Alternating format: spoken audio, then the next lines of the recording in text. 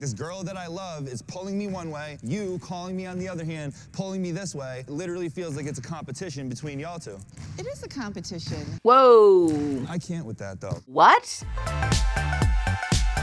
Okay, hi everybody. Thanks for coming back if you've been here before, or hi, welcome if you're new. My name's Mickey. I'm a therapist and we talk about therapy things on this channel. And today we're talking about a TLC show called I Love a Mama's Boy. Y'all have requested that I watch this before, but we're getting around to it now. The basic premise, from my understanding, is that there are these men who have ostensibly very close relationships with their mothers, and are also in romantic relationships with these women. And the show sort of follows the inevitable conflict that follows. For those of you that aren't aware, I have made a dedicated video about emotionally incestuous relationships. I'll put that up there. Specifically, we talked about the boy mom phenomenon. This seems like the boy mom thing, but like all grown up and on TLC now. So we're going to watch some clips of this. If y'all want me to watch like a dedicated like season or couple throughout the show, let me know. But for now, we're just going to cover some of the worst interactions. Okay, I'm going in with like no context really. So are you. Let's just watch this clip. The toy store. That looks like a lot of toys for Taylor. Today, we are taking Taylor to the toy store because we've been working on potty training and she's been doing a great job. Look at all these Fair enough. toys. Okay, remember, you get one toy. Well, we got to see what's in here first. Grandma's got to get you some fun toys. So no, off the rip, this is not great. First and foremost, setting healthy limits for our kids around toys, playtime, those kinds of things, that's a healthy parenting decision. There is a saying that people use about child rearing that I'm a big fan of, which is that kids don't have a frontal lobe. And so as their parents, it's your job to be their frontal lobe, right?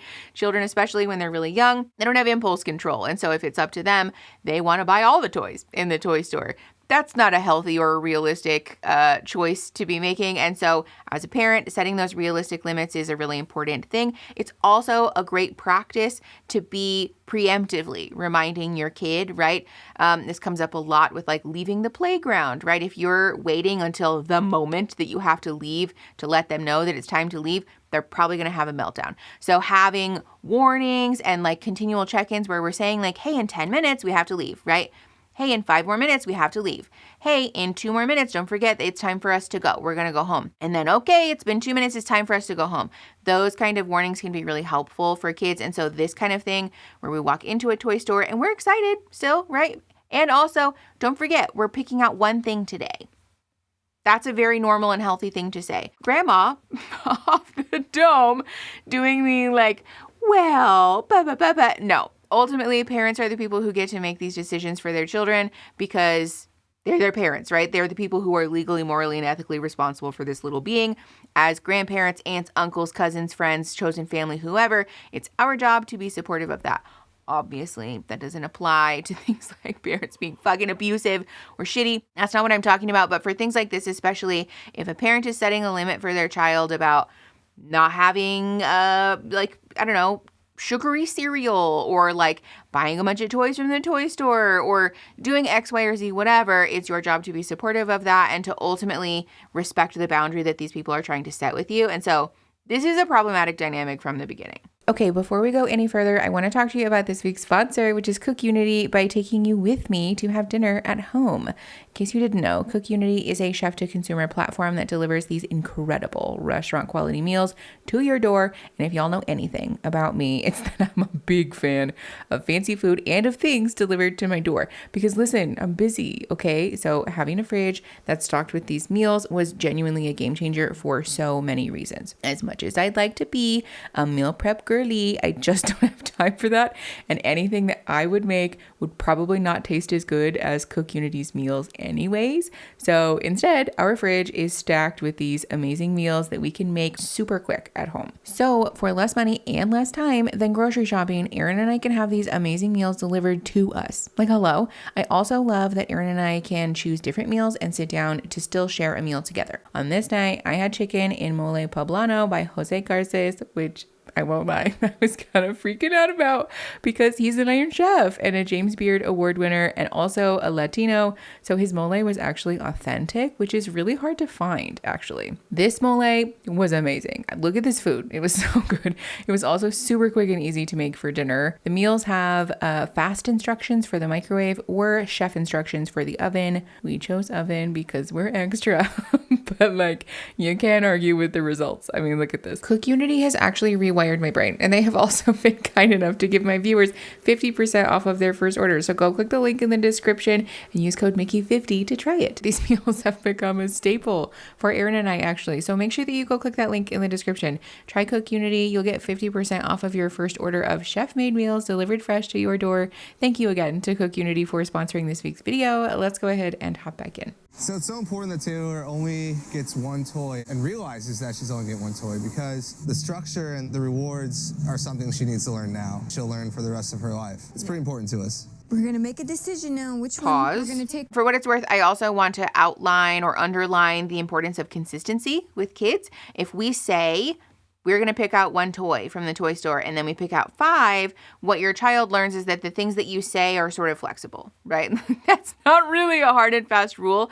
This is why it's really important for parents to follow through with consequences. Part of gentle parenting, people confuse permissive parenting and gentle parenting or authoritative parenting. We have a whole video about that. People confuse those things as being the same, and that's not true. Gentle parenting is enforcing clear limits with your child, just in a way that's not abusive and shitty and aggressive or authoritarian. So being consistent in the limits that you set with your child helps them learn what the limits are and helps them to anticipate the rules that are coming. And ultimately, this is something that also creates a feeling of safety and stability for kids, right?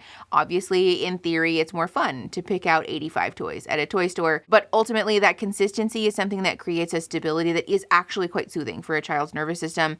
It's important. So again, grandma doing the thing where like we're trying to be the fun grandma. Not only are you shitting on the boundaries that you have with your son and his partner, but you're also creating inconsistent expectations for this child, which is harmful to her. That's not good. Come with us. And then what do you want Grandma to get you? Nope, Grandma, this is only Taylor's toy for being on the potty. Next time you do a good job, Grandma can come back and get you No, something. Grandma gets to buy her something special. What do you want Okay. Grandma to get you? No. I'll take care of it. They try to dictate to me what I can buy for my granddaughter. No, buy her whatever you want to buy her, and I'll buy her whatever I want to buy her. It's never going to happen. This is my granddaughter. She's not your granddaughter. She is your son's and your daughter-in-law's child. This is such a strange, possessive attitude to have. And also, if you take that big of an issue with it, then what the parent said was that you can buy one next time. That's a perfectly reasonable compromise. It's not as though these people are saying no toys from you ever. They're simply saying, in this moment in time, the reward is one toy. That's it. They also brought her as part of the thing, which is already, I think, kind of a vote of confidence that it seems like this woman doesn't deserve, but... And I'm going to leave a toy store with one toy for Taylor. Why would any grandparent do that? It's silly. Because you respect their boundaries, I know maybe. you want to spoil her. We want her to know sometimes you can't get more than one. We're just trying to put a little structure in her since she's so young. Yeah. I don't tell her no. You will have to eventually. And if you don't, then, I mean, I don't want to tell you how that's going to be for you, but it's not going to be good. Well, I don't And I see think you it. should know that. I don't see it that way at all. Okay, this is one of those things. Honestly, I'm surprised that the son in this situation is actually being firm with the mom, because it seems like usually the dynamic is like that doesn't happen. So this is good. I think, this is a demonstration of what it looks like to sort of double down on the boundaries and continually reiterate them. I think this is also a great example of what it looks like to have parents that are emotionally immature or parents that struggle with boundaries, and especially parents that are very selfish in regard to their parenting. A lot of times this will look like a parent wanting to prioritize things that bring them joy rather than things that are actually fulfilling or bring joy to the people that they're supposedly trying to do the thing for, right? What they're trying to do, the parents in this example, is to provide their child with structure, stability, and like clear and consistent expectations. Ultimately, grandma is undermining that. And so really what she's doing is not just shitting on her son and her daughter-in-law, but she's also, again, putting her granddaughter in a situation that's not advantageous for her either. So it's just a strange... like she's making it about herself. These are the people that want to give you gifts at like your birthday and Christmas that have nothing to do with you, actually. We just want to give you things and things and things and things because it makes them feel good. Like, this is not an okay thing. This is ultimately about her, which is a problem. We're at the point where I need to stick up for Justina and for Taylor, too. It's always hard to say no to my mom because she takes everything very personally. This is where it's at now, and I have to be on Justina's side and my own because I agree with her. Hell yeah! Pleasantly surprised by this. I think this is great. Obviously, for those of us who have emotionally immature parents or enmeshed relationships with our parents or people that have struggled with emotionally incestuous relationships, drawing those boundaries is difficult, right? The best way that I have learned to explain it to folks is that when these relationships are enmeshed to this degree, their hurt can feel like your hurt. And so it feels like you're one contiguous organism, and it's very challenging to draw that line in the sand. So getting to a place where you're able to say, actually, no, I'm putting my foot down, and I'm not just standing up for my partner and my daughter, but I'm also standing up for myself because I actually agree with the thing that, we as a couple have decided to enforce for our child. That's, I don't know. I think that's a green flag. Have you guys decided on the venue for sure? Because your sister Rachel brought up like a summer camp. I think this is about their wedding. What is that about? So we didn't Because I'm even... terrified right now. No. I just told them basically why we were looking at that place. I had no idea that my sister spilled the beans about the wedding venue. Seeing Annette's reaction is definitely the reason why we didn't say anything. We didn't make a complete decision, and that's... I mean, fair, honestly. This seems to sort of underline the point that we were just talking about, which is that Annette, the mom in this situation, seems to take things very personally. This is a hallmark of emotionally immature parents. In case you're new here, hi, thanks for coming. You should subscribe. Also, we talk a lot about how I strongly dislike the social media trend of people calling everyone a narcissist because that's not true. It's also a very stigmatizing way to use a term that is actually just referential to a perfectly valid mental illness diagnosis. And I think there's a lot of confusion for folks in regard to emotionally immature parents versus narcissistic parents because emotionally immature parents exhibit a lot of similar behaviors to narcissistic parents. Oftentimes it will come down to the why, like why this person is doing these things. In this situation, it seems as though Annette seems to have a really poor emotional regulation internally, right? And she, like her son said, takes everything very seriously, not seriously personally. This is a very childlike behavior, right? When we are children and we don't have a frontal lobe, we struggle to understand why people might be doing things for their own reasons. And so, of course, we assume that everything is about us specifically. This is why also it's very dangerous for emotionally immature people to have children because their children then think that my mom or my dad or my parent is emotionally dysregulated or is mean or is cruel or is, explosive because I did something wrong, because there's something wrong with me. It's a very severe trauma wound to walk through. We have content about that on the channel. I'll put a link for that up there. But this behavior is like sort of classic emotionally immature parent and something that there's a whole protocol about how to deal with this. But one of the things that can be really, really helpful is being clear and consistent in setting your boundaries and continuing to come back to, nope, this is how I'm going to do it. I recognize that you feel differently, but I'm going to do it this way. And it seems like they're doing that. It can also be helpful for what it's worth to have like no or low contact options in your back pocket. And it does seem as though like we just didn't tell her about the wedding venue thing might be their attempt to do that. Exactly where we're going to have it. We just want to check it out first. That's why we're not giving you information. Valid. And I understand that, but it sounds ridiculous to me. And in the end, it's our decision, it really is. That's so rude. That's why they didn't tell you. I feel at this point, you guys are just keeping things from me. Justina, I feel like Jason doesn't want to say no to you. Hold on. I also just want to outline really quickly, this is a wholly inappropriate conversation to be having in front of a child. There's no world where this is an okay thing to be talking about in front of their daughter. Like, just no. Feel how you feel and say, you know what, my feelings are a little hurt and I'd like to talk with you about it another time, right? Like maybe when she has a babysitter or she's gone to bed or she's at school or whatever. I would like to talk with you about it. Sure, that's fine. Everybody's allowed to feel how they feel. But doing this where we're triangulating your son in front of all bad. all bad. You're entitled. And I feel like over time, that's happening more and more. Now To what? It's really starting to put a strain on us. Entitled to what? It Consideration? does hurt my feelings a lot. Here we I don't go. want you to feel like that he's going against you because of me. And I do feel that way. And I don't like that. Okay. Jason sometimes just gets angry because he's trying to balance between you and I, and it doesn't get anywhere. Okay, here come the tears. Additionally, this I think would be a great moment for Jason to step in and be like, hey, hi, we're not doing that. Like, we're not triangulating my partner because that's unfair. And again, if you have issues, then you can talk to us, but you don't get to single her out as though she's fly in the ointment here, because we are a unit, we're a family, we are a package deal. And so this is not an okay thing for mom to be doing. And again, one of those moments where it would be helpful, I think, to have Jason like really stand firm in his own adulthood and say, like, these are my decisions, right? And we made this decision together, not just her. You don't get to treat her like she's an interloper. Well, I'm getting really upset because before Taylor was even born, we have been there for you guys to help you, support you. Oh, here we go. Be there for you guys, get you.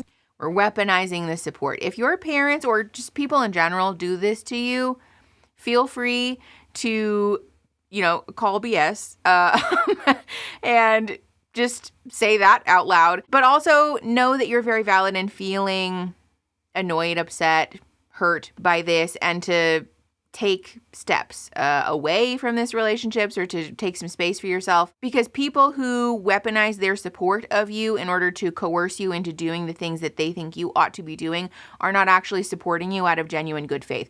The support in this case is being used as a currency to try to coerce somebody into submission so as to avoid her, mom, having to do anything that doesn't feel good to her, which is again, very childish, very Hallmark, emotionally immature parent, but B, very manipulative. Like, this is a very manipulative behavior that's not just hurtful and like generally bad, I would say, but also very destructive in relationships. This will ultimately lead to a place where somebody is either forced to abandon all of their other relationships except for with the person that's being, the manipulator, in this case, Annette, or that they're ultimately going to end up in a low or no contact situation. This is like the millennial plight, right? This is why so many people in the millennial, like older Gen Z, I would say like younger Gen X as well, are finding themselves in these low and no contact relationships with parents, grandparents, aunts, uncles, whoever, because the generational expectation about, I gave you money and so therefore you owe me deference, right? Or I supported you and so therefore, I'm entitled to a seat at the decision making about your parenting skills or where you live or your wedding or whatever it is that you're doing, right? That attitude is not just manipulative, it's also really difficult to work around, right? You struggle a lot of times to develop your own family norms and traditions and to make your own decisions when somebody is consistently like poking and prodding at you to do something that you don't want to do. I feel like every time we're together now, Jason just criticizes the way that I'm a grandma, and it's not right. Jason feels like he has to defend you and your thoughts, and it's not fair. To see Annette just crying in public is, I don't know, it's just not called for. We should just go home and have the conversation. Yes. One-on-one. Yeah, well, I don't know about that. Here's the other thing. We've supported you, right?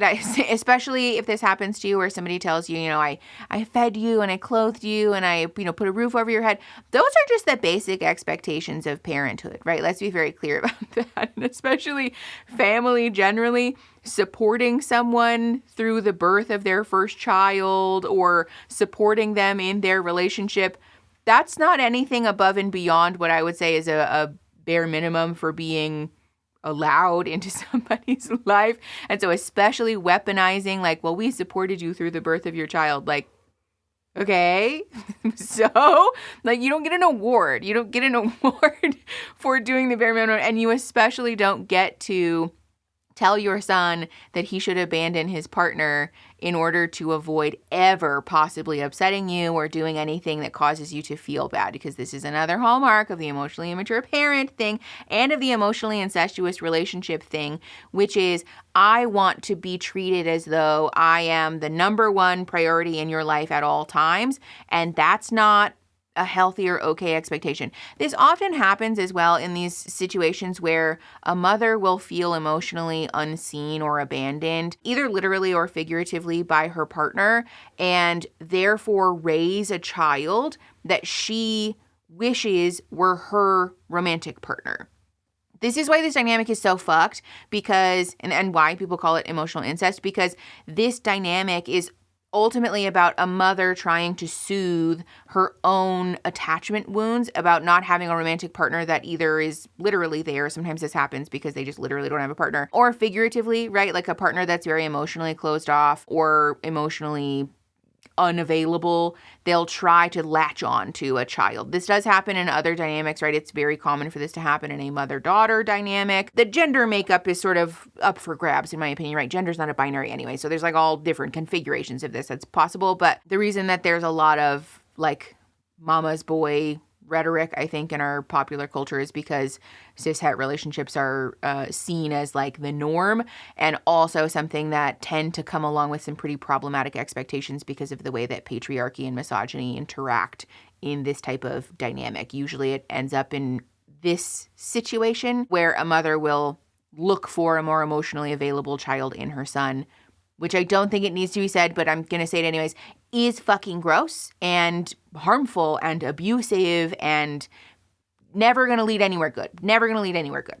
Annette's coming over today to sit down and have a conversation with just the two of us. I'm not looking forward to having this conversation just because it's terrifying to me. I know we have some important things to discuss. When, we were wedding dress shopping and your sisters knew so much more about the venue ideas you guys had and where you guys were headed with that. And I felt like I knew nothing. I felt sad about that and kind of foolish. And that's exactly why, I haven't really been... I'm trying to envision in my head right now a summer camp wedding. I just never have heard of anything like that before in my life. There's a couple of things about this. I think Annette expressing that made me feel sad and it made me feel foolish, right? Okay. That's a fair feeling to have. And I think it's totally valid to say, we want to experience some kind of conflict resolution around this, or to want to have someone, your son's partner, be able to be present with that emotion, right? That's what family does, right? Family inevitably is going to work through conflict. And so fair enough. And in this moment, I also want to be clear that when somebody says, I felt hurt, or I felt, like I was being made a fool of, or whatever, ultimately the response to that is not, and so therefore you have to do the thing that I want to avoid me feeling that way. Because it seems like that's where this conversation is headed, and that's not okay. Healthy conflict resolution in a family looks like somebody saying, hey, you did X, Y, or Z and it made me feel sad. And for the person who did that to say, wow, I didn't realize that made you feel sad. Or, at the time, I guess I didn't really think about that. And that's hurtful. I'm really sorry. I want to be mindful of that moving forward. And thank you for telling me that.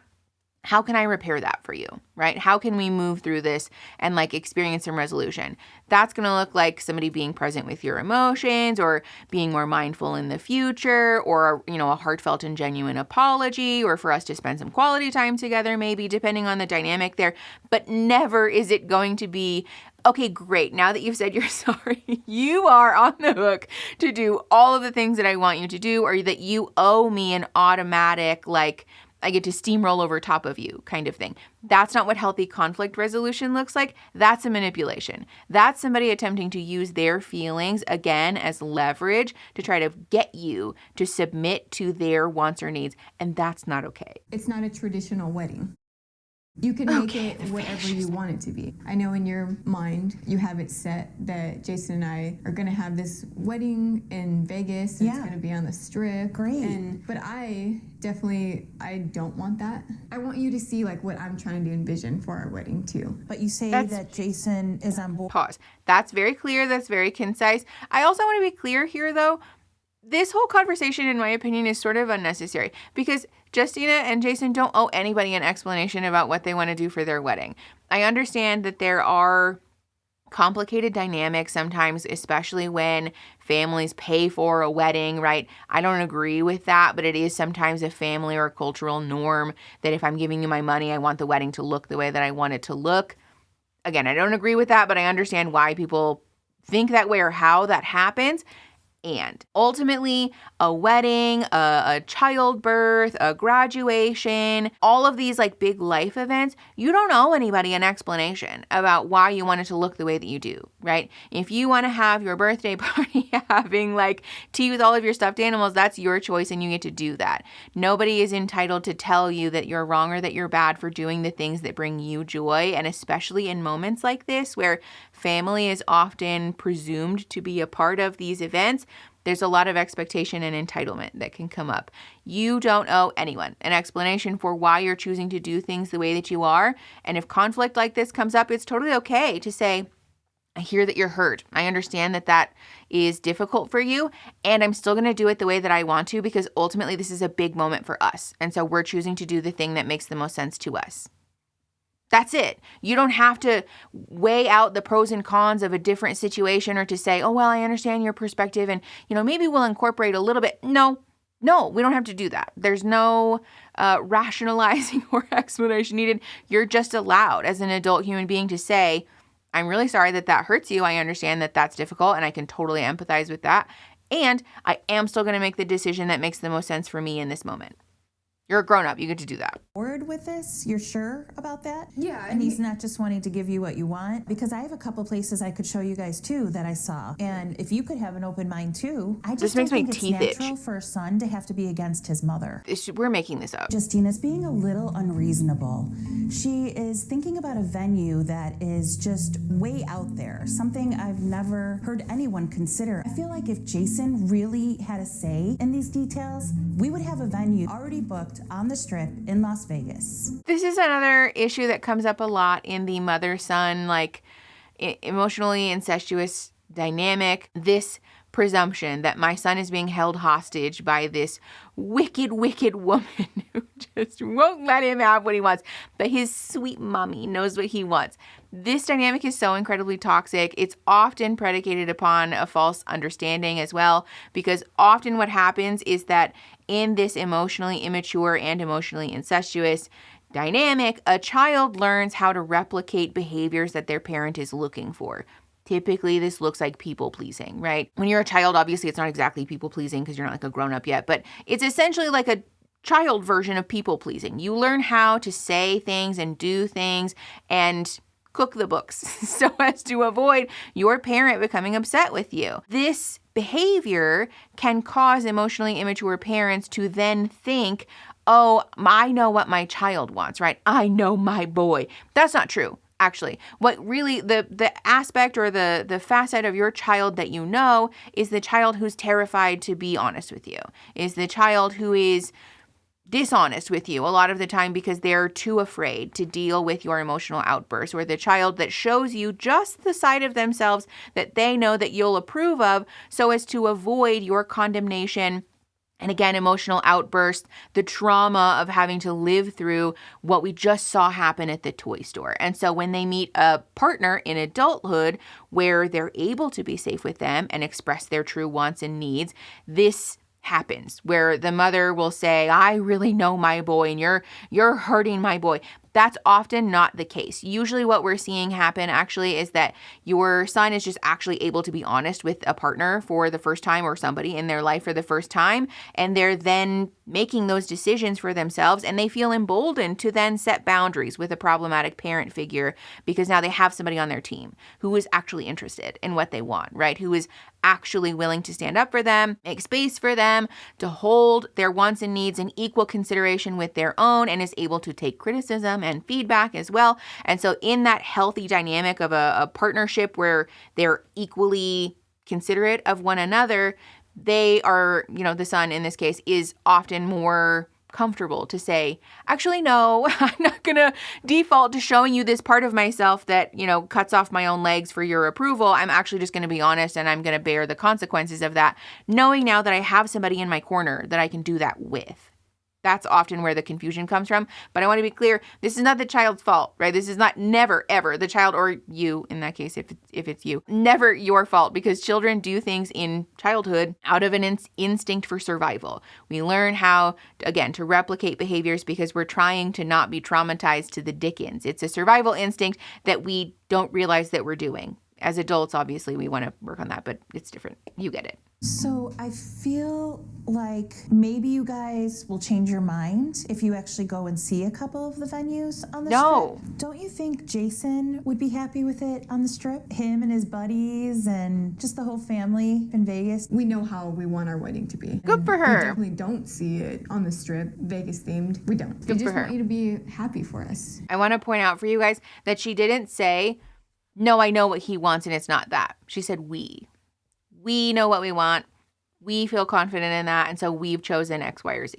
This is great. This is, again, the thing where people are in a partnership. They're a family with one another and not singling each other out or also throwing each other under the bus. She didn't throw her husband under the bus to his very controlling and emotionally immature mother. She said, we made the decision together. It's not helping anybody by being very pushy when it's coming. You think I am being too pushy? Hell yeah. I do feel like you're being a little pushy when it comes to our wedding. Good for her.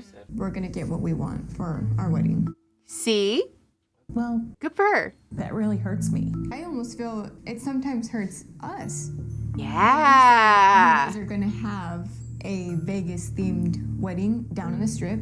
Because I'm telling you right now that that's not what we want. Okay. I feel good having this conversation. I Good feel for like her. it definitely made a difference where she was saying, okay, like I finally heard you because I don't know you about that. finally spoke up and told me. The more we have these conversations, easier things are going to get. And as long as we keep, Oh, yeah, that's true. communicating and expressing our feelings, I think it's only going to get easier. I mean, listen, that can sometimes be the case. I want to be clear. People are capable of change, certainly. Obviously, I wouldn't be a therapist if I didn't think that was true. But I also want to caution people against thinking that one conversation will be the catalyst that turns the tides, because sometimes what happens actually is that the emotionally immature parent, or in this case, emotionally incestuous parent, will simply internalize this as evidence that everyone is against me and it's all so sad and bad, and that this new person in their life is actually just like, again, the wicked, terrible woman who's ruining my son's life and all of this. The sort of tense, chilly silence after this exchange feels very telling to me that really we're probably just going to harbor an unspoken resentment, and that this might turn into passive aggression, backhanded comments and things like that. That can become its own issue. But for what it's worth, it is important to speak your mind. And I think she did this in a way that's very, very effective. I don't know that I would change anything about the way that Justina voiced this. The mom's reaction is her own business, right? We can't control how other people will respond, and we also can't force other people to heal. So if his mom is going to be this way, that's her prerogative as an adult, but it's not anybody else's obligation to kowtow because of her emotional reaction. So I think Justina and Jason honestly handled this kind of well. Like, I'm really surprised. I feel like I was fully expecting the show to be worse. I'm kind of encouraged. Okay, let's watch another clip. Okay, so this is a son who's speaking with his mom while he's playing basketball. I don't understand. Again, no context. We're just going in, no context. Here we go. I have seen like 2 marriages that you had that didn't pan out the way that you planned, honestly. Not to be a jerk, but honestly, they didn't. But it's like at the same time, I never felt like this about anybody else the way I did with Steph. You're just like rushing into things. 26 is still a baby. But I'm not that young, though. I graduated from college like 5 years ago. Like, I'm not that young. What is it about Steph that you don't like? Before you lived with her, you called me every night to say goodnight. Now you do almost every night, but not all the time. Okay, we've talked about this at length on the channel. It's very normal and important and healthy for people to grow up and individuate from the family. That's the fancy therapy word for it. Basically, it means that we become a separate and autonomous human being. We will, I would say some of the time, most of the time, have ties to our family of origin in some form or fashion, right? For some people, culturally, socially, that will feel very important. We're all going to have varying degrees of importance in our life, like how we feel about being connected to a family of origin. However, across the board, generally speaking, it is a very, very important and healthy part of human development to separate ourselves from family of origin in some meaningful way in order to figure out our own identity. This doesn't mean that you have to become a married person or a parent or any of the other like sort of made up social milestones that we've invented, but getting to develop your own identity as a distinct individual is in fact very important. And so these behaviors where like a mother is insisting that a child call her every night or every day, or, you know, that we're maintaining a level of contact that is just unrealistic in regards to this person being able to have relationships with other people, this is a problem. Because ultimately what this turns into is a desire to prevent your child from individuating, right? That's not good. You're harming your child for your own comfort. This is, again, a hallmark of this kind of emotionally incestuous parenting where they view the child as a means to an end, right? This woman seems to view her son in this very possessive way. And sometimes this can mean that we view a child as like an extension of us and almost as though their purpose in life is to fulfill us and to provide us with a service, right? We talked in the Boy Mom video about these TikToks about how like, you know, you've never known true love until you have a son. And like, no, ew, absolutely not. If that's the case, then you absolutely need to evaluate the way that you're having adult relationships with adult men and pursue your own feelings of fulfillment and gratitude or gratification in relationships with adult people, never with a child. That is not an okay thing for a parent to put that obligation on their child, because besides the fact that it's emotionally incestuous and it really toes the line of being like, you know, physical incest at that point, it also is putting a burden on a child that is never their fault or their purpose, and that's going to traumatize them, right? We talk at length about the impact of that kind of stuff on a person in adulthood and how this will directly impact their ability to have adult relationships later. But the impact of treating a child like this, it can't be overstated how problematic and traumatizing and ill-advised this kind of behavior is. You have the potential to really meaningfully hold a person back from becoming not just a safe individual for themselves, but for other people, and like a fulfilled individual for themselves and for other people. There's just like so many problems with this. Well, and now you've started skiing. You never skied. Because I always that played mean? basketball. Because nobody skis when they get older. What do you mean no one skis when they get older? Half the people on the mountain are older. You don't even know what you're talking about. You've never when been. you ski, you're supposed to start when you're little. It's dangerous. And I don't like those pictures you send me on the ski lift with the mountain in the background. That gives me heart palpitations. I need something to do in the winter. That's fun. I'm an This athlete. seems like an anxiety that she is experiencing.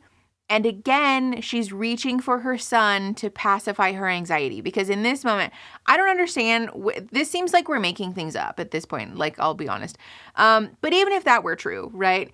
It seems as though the mom in this situation, instead of saying, you're behaving in X, Y, or Z way, and that causes me to have great anxiety, and so therefore, I sat with my own anxiety and I am seeking professional help from a therapist. Or, you know, I'm journaling about it, or I'm completing a self-help course about it, or I've hired a life coach, or I'm talking to my friends about it, or I listened to a podcast, or I fucking Googled how to deal with my own anxiety about my children's safety. She is again reaching for her son. Come closer. Don't do those things. Don't leave the nest because that causes me anxiety. That's not appropriate. That's never an appropriate way for an adult parent to deal with their emotions about their adult child becoming an adult. It's very normal. I want to be clear. Let me be the first person to normalize having anxiety about your children growing up and leaving the nest and becoming individuals and having a family and potentially doing dangerous things, right? I'm not a fan of like ski lifts or heights or I don't know, potentially dangerous things. I understand that, right? When my husband wants to do things like go hiking or I don't know, things outside, really, I'm like, there's a part of me that's a little anxious. But that's also followed by an adult reaction of like, oh, if I feel anxious about that, that's probably something inside of me that's caused by like a trauma or a scarcity mindset or my own issues, my own chronic anxiety that I need to work through. And so these are the things in my little corner of things that I can do to deal with that. It wouldn't be wholly inappropriate to hold somebody in your life back from doing the things that are healthy for them because of your anxiety. ultimately then you're just harming the person that you claim to love. Basketball. Yo, but I Call can't. your mother. Okay, but I will come meet you here. That's we'll play weird. basketball. There you go. This is weird. After Michael's father passed away at such a young age. There it is. Okay. It's kind of like it wakes you up to think that someone at that young of an age can pass away. But that's why I am as careful as I am with his choices. Couple of things. I want to highlight the language here. That's why I am as careful as I am about his choices. There's a sort of thinly veiled level of control that she seems to have over her son's decisions. On top of that, I want to be clear, like this is a trauma, right, for somebody to have lived through, and I empathize with that. I do. It's a very traumatic thing to have a life partner die, or especially in what seems like potentially tragic circumstances. She is absolutely entitled to feel the way that she feels and to have worked through that trauma in whatever way, or whatever timeline rather, makes the most sense for her. And as a parent, as the adult, it is your job to seek out resources or support in order for you to work through that trauma in a way that doesn't negatively impact your kids in the long term, right? I also want to be clear, parenting is imperfect, right? There is no such thing as a perfect person, and so therefore, there is no such thing as a perfect parent. It's okay for parents to make mistakes. We talk about that all the time on the channel. It's okay for parents to do things wrong or to look back in hindsight and be like, ooh, that was a bad decision, right? That's okay. That's very human. To look inward and to recognize our own mistakes is to be a person who's actually like wisely introspecting. That's a positive, I would say. And being a person who is lacking the ability to look inward and make the judgment call that like, oh, what I did actually was a bad thing, that's not good. We don't want to be that person. And again, this is an example of a person who has lived through something that is admittedly very, very traumatic, but is dealing with it by trying to suppress the people in her life so as to avoid feeling her own anxiety, which has then created a dynamic where your children are not allowed to live their lives so as to prevent you from feeling emotional distress. That's not fair. Not only is it not fair, it also creates a dynamic where it's a child's job to rescue their parent from something that ultimately is actually just part of the human experience. I want to be very clear about that as well, that feeling emotional distress is something that none of us as human beings can escape. Ultimately, our work is to learn how to deal with the emotional distress, not to avoid it. And she's trying to avoid it by suffocating her son. That's not okay. It's like I feel like I'll be in between you and Steph, and it's like this girl that I love is pulling me one way, you calling me on the other hand, pulling me this way. I'm over here getting stretched out, and it literally feels like it's a competition between y'all two. It is a competition. Whoa. I can't with that, though. What? This is like actually emotional incest. I don't know what that means. I'm going to give this person the benefit of the doubt, I guess. That's never an okay thing to say. Like, let's be very clear about that. It's not actually a competition. This is the other part of emotional incest that like really gets me, because it's not a competition between your son's partner and you, because those two people occupy wholly different roles in his life. One is as a romantic partner, right? Who, let's be clear, not every person in a romantic or companionship-oriented relationship is going to be drawn to sexual intimacy. And a romantic or like companionship relationship is a separate and distinct role from parent, who is intended to be a caregiver, a child rearer, a mentor. None of those things, nary shall the two cross. That's never an okay thing. And this is the type of admission that gives us a pretty large clue that we're in an emotionally incestuous relationship, because there is no competition to be had, because this is like saying that a child's best friend is in competition with his fucking basketball coach. Those aren't the same. They shouldn't be, because there's no overlap, no crossover between those two things. What you need to come to terms with is that the best for me at this moment right now, to me, is Stephanie. Okay. Well, we'll see. I'll help you figure that out. No. Why do I need your help with figuring that out? Because I'm your mother. But that's not the answer to everything. That's not always the answer, is because I'm your mother. Good for him. That's the way it should be. I should always be first, okay? Whoa. This is again the like, I need essentially like a replacement for your father, and you're it. And so if you have another woman in your life that you're romantically involved with, then she's taking something from me. Ultimately, what this boils down to is a mom being angry that her son has found a romantic partner because it takes the attention away from her, and she's no longer allowed to coerce her son into being her pseudo-romantic partner. That's completely inappropriate. It's abusive. It's traumatizing. There's nothing about this that is okay or good. Again, I want to be clear. I empathize with what she's been through, but the way that she's dealing with it is inappropriate, and not just like inappropriate, but it's traumatizing. This is abusive behavior. She could be 1A, but don't forget that I'm 1. No. Woo! Okay, yeah, there's like so much to unpack there. There's a lot of this show, I think, that we could get into. If you guys want me to watch more of this, let me know. In case you didn't know, by the way, I also we live stream every Friday, mostly. And so if you want to come watch trashy reality TV with me on Fridays, you can do that. And if you guys want me to watch this on Fridays, we can do that. We can like pick a season and watch all the way through. But this is so bad. I do want to be clear. That's my favorite phrase today. If you're walking through a relationship like this or similar to this, please know that the process of setting those boundaries and learning how to be firm in your own identity will feel really painful at first. That doesn't mean that you're doing the wrong thing. That doesn't mean that you're a bad person. That doesn't mean that you're being shitty or unkind to your parent. Actually, what's happening is that your parent is being shitty and unkind to you.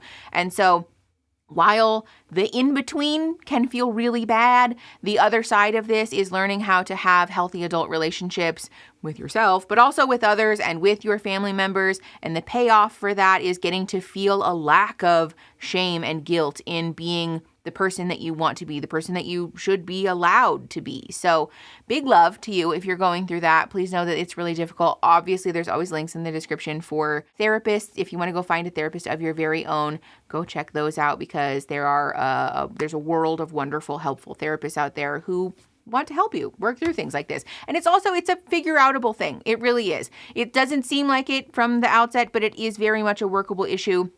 People make amazing progress on stuff like this all the time. So please know that there is very much hope for relationships like this. I'm going to put a playlist up here about boundaries and like family stuff, no and low contact stuff, in case you need further resources about that. But otherwise, if you like the video, you can like the video, you can subscribe. We do stuff like this, and then we do a cute educational moment every now and again. And I'd love to have you stay for that. And then you can share the video to help the channel grow and to help each other grow. And I'll see you guys next Saturday. Okay, bye.